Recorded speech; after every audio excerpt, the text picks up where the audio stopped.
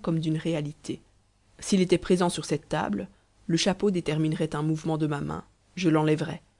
De même, ce chapeau conçu, ce chapeau en idée, déterminera tantôt la direction de mes pas, j'irai le prendre. L'idée que j'en ai se continuera jusqu'à la présence sensible du chapeau et s'y fondra harmonieusement. Je conclus donc que, bien qu'il y ait un dualisme pratique, puisque les images se distinguent des objets, en tiennent lieu et nous y mènent, il n'y a pas lieu de leur attribuer une différence de nature essentielle. Pensée et actualité sont faites d'une seule et même étoffe, qui est l'étoffe de l'expérience en général. La psychologie de la perception extérieure nous mène à la même conclusion. Quand j'aperçois l'objet devant moi comme une table de telle forme, à telle distance, on m'explique que ce fait est dû à deux facteurs, à une matière de sensation qui me pénètre par la voie des yeux et qui donne l'élément d'extériorité réelle, et à des idées qui se réveillent, vont à la rencontre de cette réalité, la classent et l'interprètent. Mais qui peut faire la part, dans la table concrètement aperçue, de ce qui est sensation et de ce qui est idée? L'extérieur et l'intérieur, l'étendue et l'inétendue se fusionnent et font un mariage indissoluble.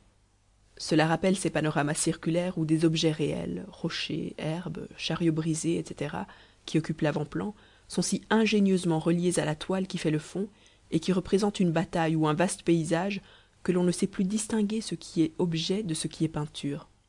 Les coutures et les joints sont imperceptibles.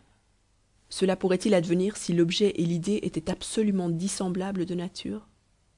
Je suis convaincu que des considérations pareilles à celles que je viens d'exprimer auront déjà suscité, chez vous aussi, des doutes au sujet du dualisme prétendu. Et d'autres raisons de douter surgissent encore. Il y a toute une sphère d'adjectifs et d'attributs qui ne sont ni objectifs ni subjectifs d'une manière exclusive, mais que nous employons tantôt d'une manière, tantôt d'une autre, comme si nous nous complaisions dans leur ambiguïté. Je parle des qualités que nous apprécions, pour ainsi dire, dans les choses, leur côté esthétique, moral, leur valeur pour nous.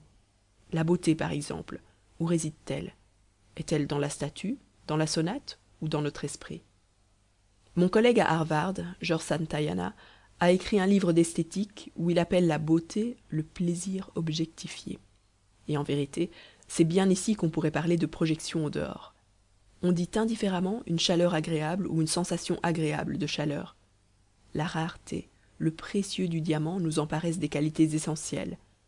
Nous parlons d'un orage affreux, d'un homme haïssable, d'une action indigne, et nous croyons parler objectivement, bien que ces termes n'expriment que des rapports à notre sensibilité émotive propre.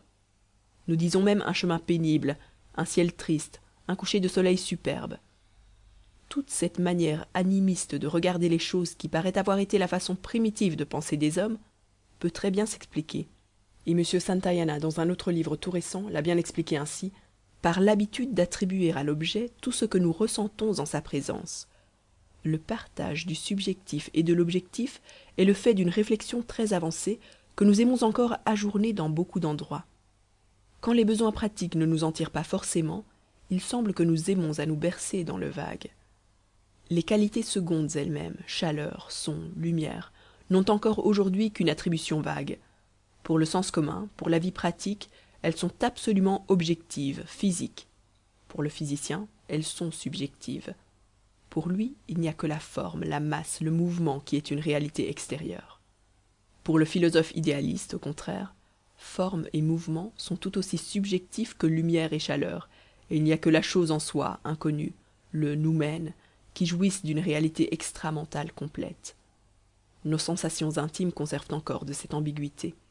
Il y a des illusions de mouvement qui prouvent que nos premières sensations de mouvement étaient généralisées. C'est le monde entier avec nous qui se mouvait. Maintenant, nous distinguons notre propre mouvement de celui des objets qui nous entourent, et parmi les objets, nous en distinguons qui demeurent en repos. Mais il est des états de vertige où nous retombons encore aujourd'hui dans l'indifférenciation première.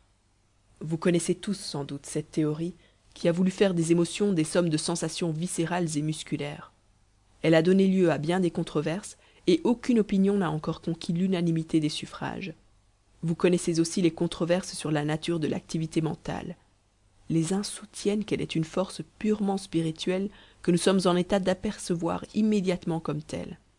Les autres prétendent que ce que nous nommons activité mentale, effort, attention par exemple, n'est que le reflet senti de certains effets dont notre organisme est le siège, tension musculaire au crâne et au gosier, arrêt ou passage de la respiration, afflux de sang, etc. De quelque manière que se résolvent ces controverses, leur existence prouve bien clairement une chose, c'est qu'il est très difficile, ou même absolument impossible de savoir par la seule inspection intime de certains phénomènes, s'ils sont de nature physique, occupant de l'étendue, etc., ou s'ils sont de nature purement psychique et intérieure. Il nous faut toujours trouver des raisons pour appuyer notre avis. Il nous faut chercher la classification la plus probable du phénomène. Et en fin de compte, il pourrait bien se trouver que toutes nos classifications usuelles eussent eu leur motif plutôt dans les besoins de la pratique que dans quelque faculté que nous aurions d'apercevoir deux essences ultimes et diverses qui composeraient ensemble la trame des choses. Le corps de chacun de nous offre un contraste pratique presque violent à tout le reste du milieu ambiant. Tout ce qui arrive au-dedans de ce corps nous est plus intime et important que ce qui arrive ailleurs. Il s'identifie avec notre moi, il se classe avec lui. Âme, vie, souffle, qui saurait bien les distinguer exactement? Même nos images et nos souvenirs, qui n'agissent sur le monde physique que par le moyen de notre corps, semblent appartenir à ce dernier. Nous les traitons comme internes, nous les classons avec nos sentiments affectifs. Il faut bien avouer, en somme, que la question du dualisme de la pensée et de la matière est bien loin d'être finalement résolue. Et voilà terminée la première partie de mon discours. J'ai voulu vous pénétrer, mesdames et messieurs, de mes doutes et de la réalité, aussi bien que de l'importance du problème.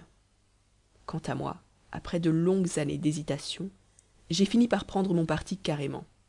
Je crois que la conscience, telle qu'on se la représente communément, soit comme une entité, soit comme une activité pure, mais en tout cas comme fluide, inétendue, diaphane, vide de tout contenu propre, mais se connaissant directement elle-même, spirituelle enfin, je crois, dis-je, que cette conscience est une pure chimère, et que la somme de réalités concrètes que le mot conscience devrait couvrir mérite une toute autre description du reste qu'une philosophie attentive aux faits et sachant faire un peu d'analyse serait désormais en état de fournir, ou plutôt de commencer à fournir.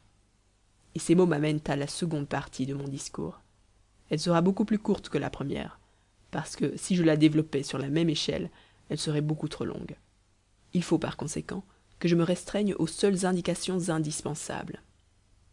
Admettons que la conscience, la Bewusstheit, conçue comme essence, entité, activité, moitié irréductible de chaque expérience, soit supprimée, que le dualisme fondamental, et pour ainsi dire ontologique, soit aboli, et que ce que nous supposions exister soit seulement ce qu'on a appelé jusqu'ici le contenu, le Inhalt de la conscience.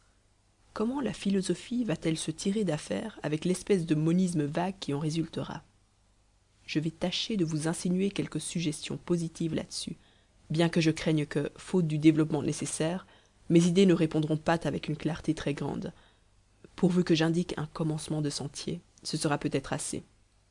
Au fond, pourquoi nous accrochons-nous d'une manière si tenace à cette idée d'une conscience surajoutée à l'existence du contenu des choses? Pourquoi la réclamons-nous si fortement que celui qui la nierait nous semblerait plutôt un mauvais plaisant qu'un penseur? N'est-ce pas pour sauver ce fait indéniable que le contenu de l'expérience n'a pas seulement une existence propre et comme immanente et intrinsèque, mais que chaque partie de ce contenu déteint, pour ainsi dire, sur ses voisines, rend compte d'elle-même à d'autres, sort en quelque sorte pour être su, et qu'ainsi tout le champ de l'expérience se trouve être transparent de part en part, ou constitué comme un espace qui serait rempli de miroirs? Cette bilatéralité des parties de l'expérience, à savoir d'une part qu'elles sont avec des qualités propres, d'autre part qu'elles sont rapportées à d'autres parties et sues, l'opinion régnante la constate et l'explique par un dualisme fondamental de constitution appartenant à chaque morceau d'expérience en propre. Dans cette feuille de papier, il n'y a pas seulement, dit-on, le contenu, blancheur, minceur, etc., mais il y a ce second fait de la conscience de cette blancheur et de cette minceur. Cette fonction d'être rapporté, de faire partie de la trame entière d'une expérience plus compréhensive, on l'érige en fait ontologique, et on loge ce fait dans l'intérieur même du papier, en l'accouplant à sa blancheur et à sa minceur. Ce n'est pas un rapport extrinsèque qu'on suppose, c'est une moitié du phénomène même. Je crois qu'en somme, on se représente la réalité comme constituée de la façon dont sont faites les couleurs qui nous servent à la peinture. il y a d'abord des matières colorantes qui répondent au contenu et il y a un véhicule huile